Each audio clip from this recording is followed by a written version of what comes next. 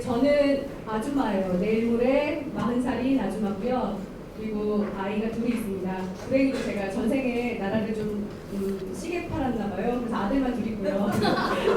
굉장히 절망하고 있는데 어떻게 보면 걸스로봇이 제 딸이나 마찬가지입니다. 그래서 오늘 저와 또 다른 여학생들이 같이 만들어낸, 그리고 여기 계시는 다른 선생님들이 같이 만들어낸 그런 딸을, 저희한테 너무 소중한 딸을 소개해드리는 자리입니다. 제가 그래서 원래는 이런 거 잘 안 떠는데 좀 떨려요, 사실. 여러분이 박수 많이 쳐주시고 제가 굉장히 행복해서 신나게 할 수 있을 것 같습니다. 한번 저희 로고예요. 로고 일부러 예쁘게 만들었는데 딱 상징적으로 보이시죠? 벌 하면 보이는 어떤 분홍색 그리고 보라색. 근데 저희의 궁극적인 지향은 보라색입니다. 남학생들이 혹시 흔히들 파란색이라고 상징이 되고 여학생들은 분홍색이라고 상징이 되는데 다 섞어서 보라색인 어떤 양성평등적인 그런 사회로 가고 싶어서 저희가 이런 테마를 잡았고요. 옆에 있는 그 로봇은 리본도 달고 튀티도 입었어요. 그리고 사실은 저게 문어발인데 여러 영역으로 다 확장해서 들어갈 겁니다. 그림이 좀 깨지는데요. 이게 윤정희 작가라는 사진 작가입니다. 여러 가지 큰 상을 많이 받은 작가인데 핑크앤 블루 프로젝트예요. 지금 수십 년간 이 프로젝트를 하고 있는데 보시면 여학생 방에 여학생의 분홍색 물건들을 모아놓고 찍은 사진이고 남학생 방에 남자 아기인데요. 전 세계를 돌아다니면서 다양한 연령대의 다양한 국적의 문화적 배경을 가진 아이들을 다 찍었어요. 근데 다 이런 양상이 나타나는 거예요. 여자아이들은 다 분홍색 물건, 남자아이들은 파란색 물건. 그 선택의 여지가 없어서 그런 거예요. 이거는 지난번에 굉장히 한참 화제가 됐던 건데 나 엔지니어처럼 생겼어요. 이 캠페인이었거든요. 여자들이 엔지니어라는 거에 대해서 굉장히 사람들이 의구심을 가져요. 엔지니어링은 남성의 영역이고요. 그동안은 여태까지 굉장히 10%도 안 됐어요. 여기 조혜경 선생님 계시지만 당시에 여학생 30년 전에는 서울대 공대에 여학생 한 2%쯤 됐고요. 그리고 과에는 3명 있었어요. 위에 선배 둘, 본인 하나. 그런 시절을 겪어서 우리가 지금 한 10%쯤 됩니다. 그래서 여학생들에 대한 그 여자 엔지니어들에 대한 편견이 너무 많아서 예쁜 여학생들이 일부러 예쁘게 입고요. 또 섹시하게도 입고요. 그래, 나 엔지니어야. 나 이렇게 생겼어. 내가 엔지니어가 잘생겼으면 누가 엔지니어가 생겼어? 하는 이런 굉장한 캠페인들을 벌였어요. 그리고 왜 로열모에서 걸스로봇을 말하느냐 하는 당위성은 바로 이 사진에 있습니다. 사진이 깨지는데요.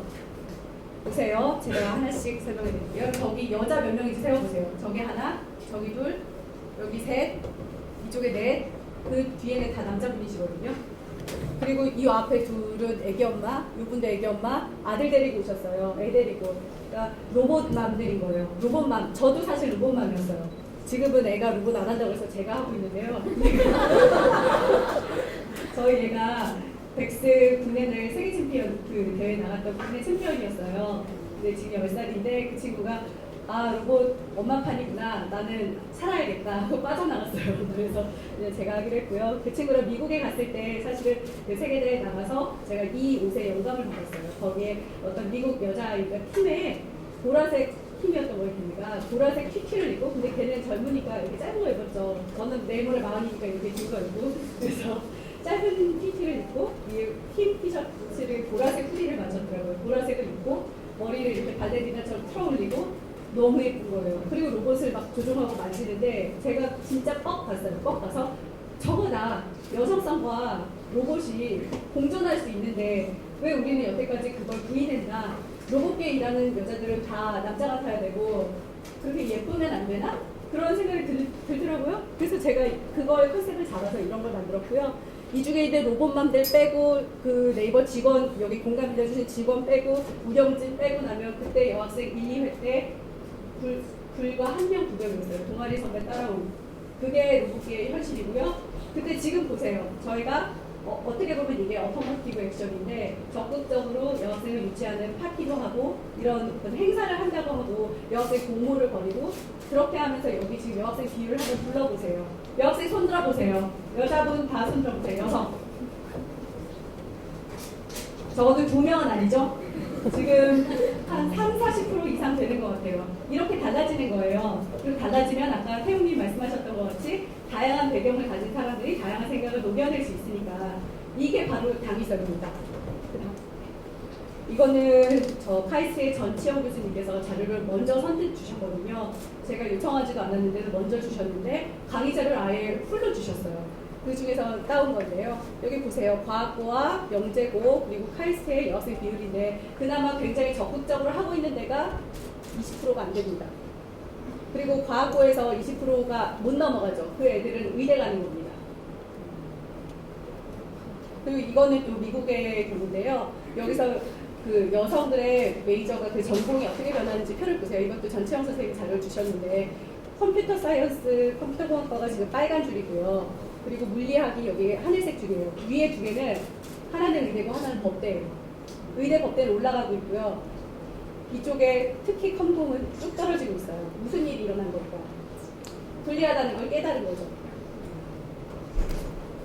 이게 저희 아까 소개해드린 멤버인데요. 이 중에 가운데 있는 지선 씨가 아직 오고 있고요. 그리고 여기 있는 사진을 특별히 이렇게 모신 분들은 저희한테 되게 특별한 분들이에요. 왜냐하면 저기 계시는 동호님은 노열고의 멤버였는데 지난 두 번째 대학생 세션 때 저를 연사로 초대하는 거예요. 저는 그냥 에어만데 키우는데 기껏 말해봤자 로봇 덕후?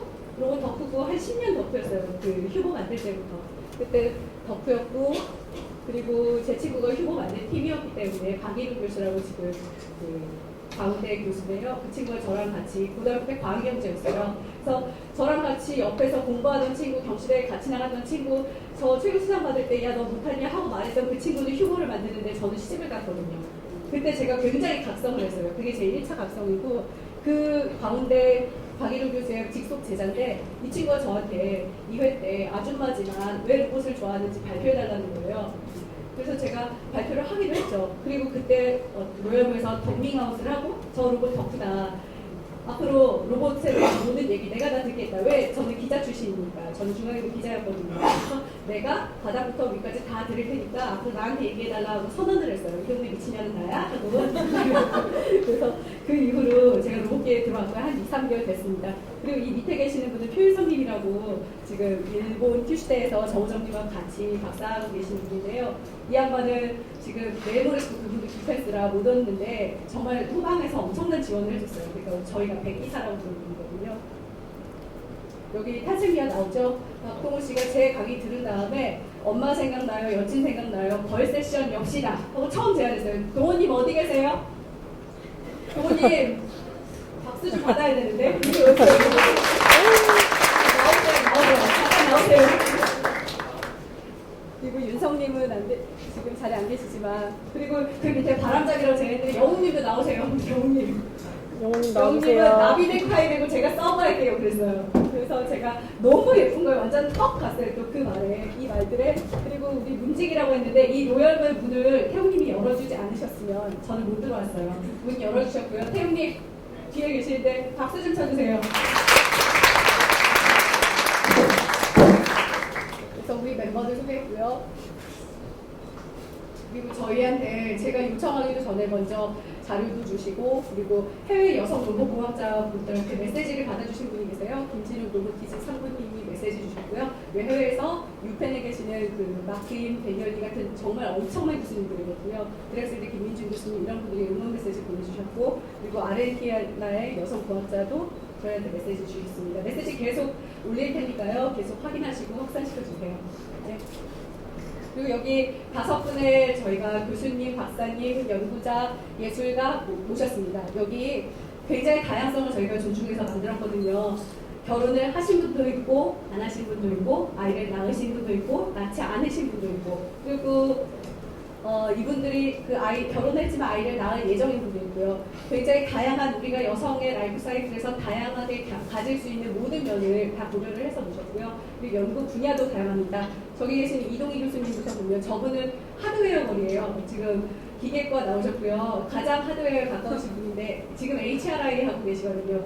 그 모션을 동작을 모방하는 그런 로봇을 연구하고 계시고요. 박혜원 박사님 되게 귀여운 로봇이랑 같이 찍으셨는데 박혜원 박사님은 그 MIT 미디어랩 시시아 브리즈 제자로 이번에 들어갔고, 그리고 HRI 역시 연구하고 있습니다.